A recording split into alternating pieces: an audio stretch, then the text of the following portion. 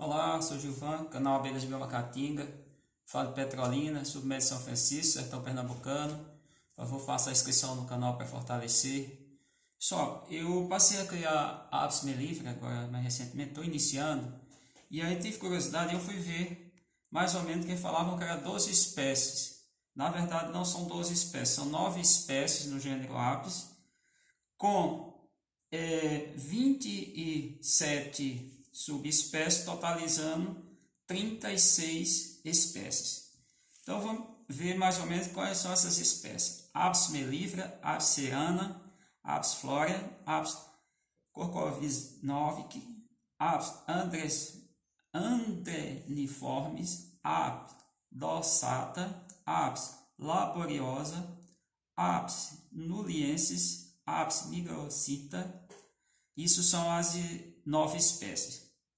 No mundo, como é que nós estamos? Temos várias espécies. Apis mellifera adami, Creta, Apis mellifera andossani, costa oeste da África, Apis mellifera anatólica, Turquia até o oeste do Irã, Apis mellifera armênica, na Armênia, Apis mellifera campestres, sul da África, Apis mellifera cecápia, sul da Grécia, Apis mellifera cipria, Mediterrâneo, costa oeste da Europa, Apis mellifera intermissa, Líbia até Marrocos, Apis mellifera genética, Somália, Uganda, Sudão, Apis mellifera Lamarck, Egito, Sudão, boa parte do Vale do Nilo, Apis mellifera Litória, costa oeste da África,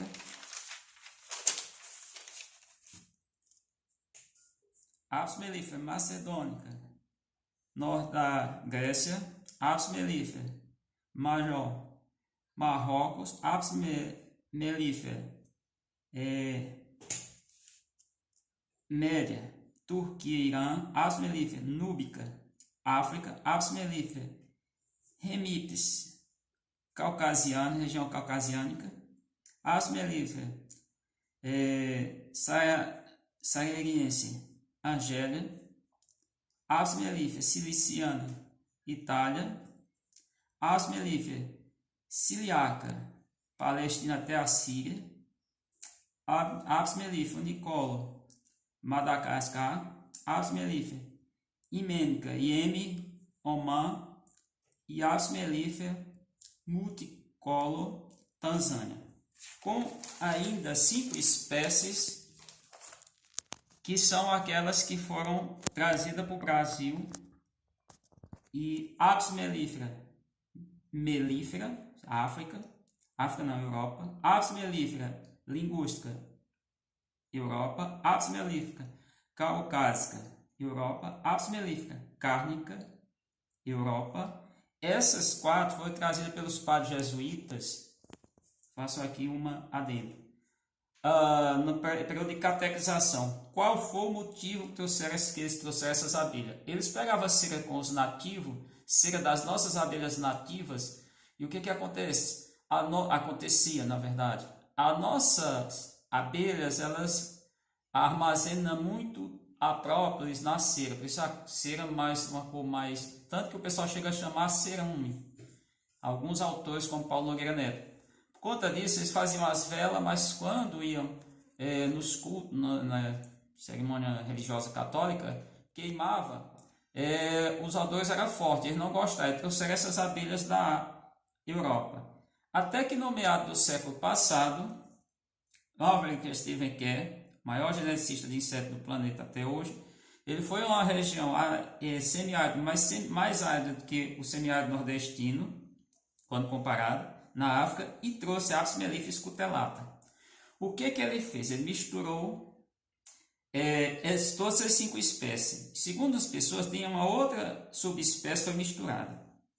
E aí, por que eu estou chamando isso? Porque me interessa demais essa questão. Tem muita conversa, cada um fala uma coisa. Eu fui buscar isso, claro, pensando em nomenclatura, pensando em ciência, que é algo extremamente de mudanças, pode já ter sofrido alguma mudança nessa catalogação.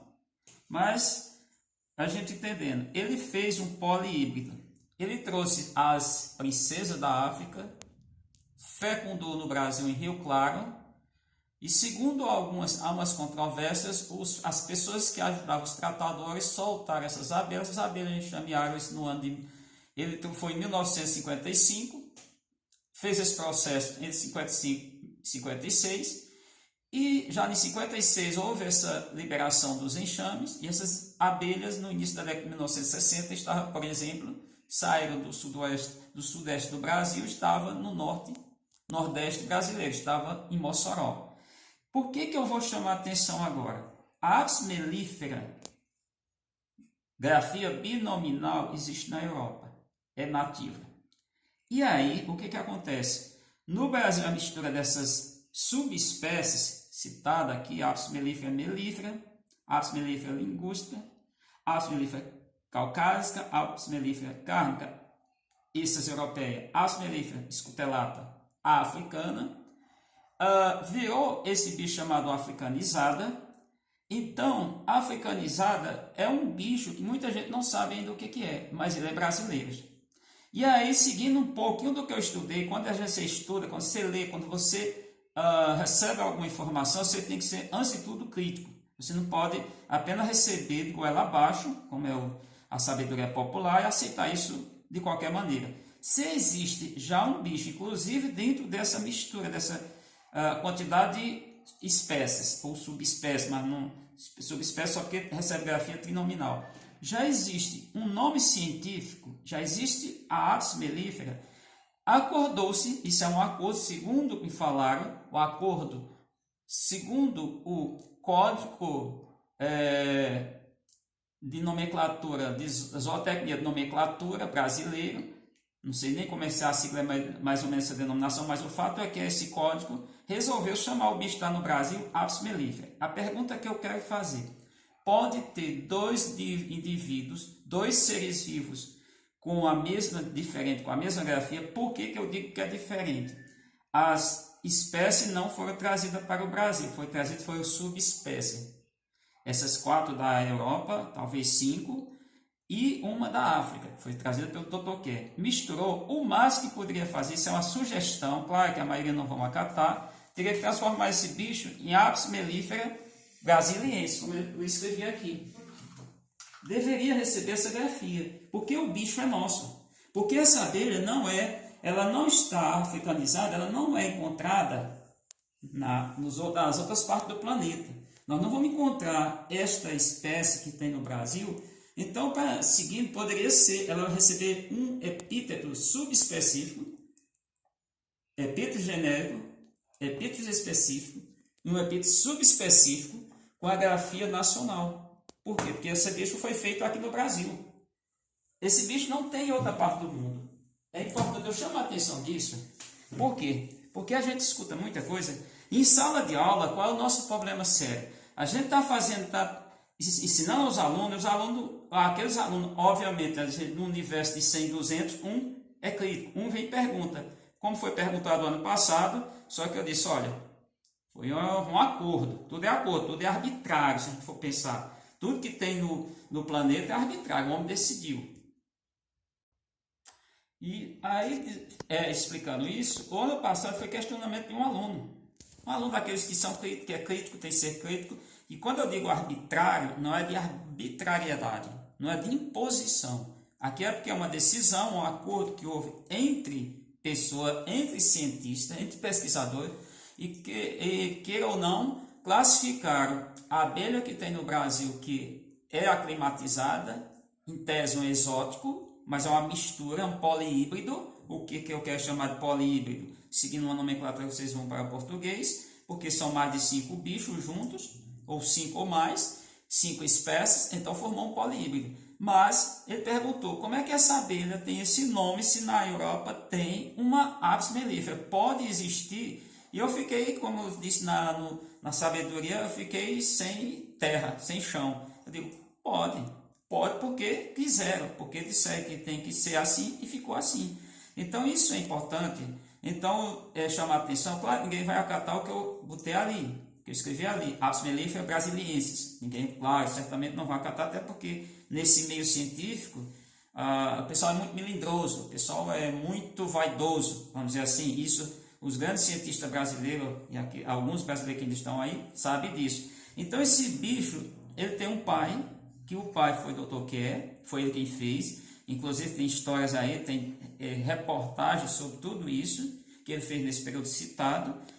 Jamais poderia receber, se fosse seguir um critério dentro da ciência, da própria ciência, dentro da própria biologia, no próprio ramo da biologia, que é a taxonomia, não poderia receber esse nome Apis mellifera, simplesmente porque tem uma Apis mellifera na Europa. Tá bom? Lá no seu ecossistema natural. Ela está no seu ecossistema, foi introduzida, foi criada, então ela deveria receber essa denominação, provavelmente, ou outra, mas a sugestão brasiliensis, por estar no Brasil, por ser brasileira, foi apenas puramente uma indagação, uma dica, tá bom? Então fica esse exercício para vocês que estão criando abelhas melíferas, abelhas do gênero Mellifera.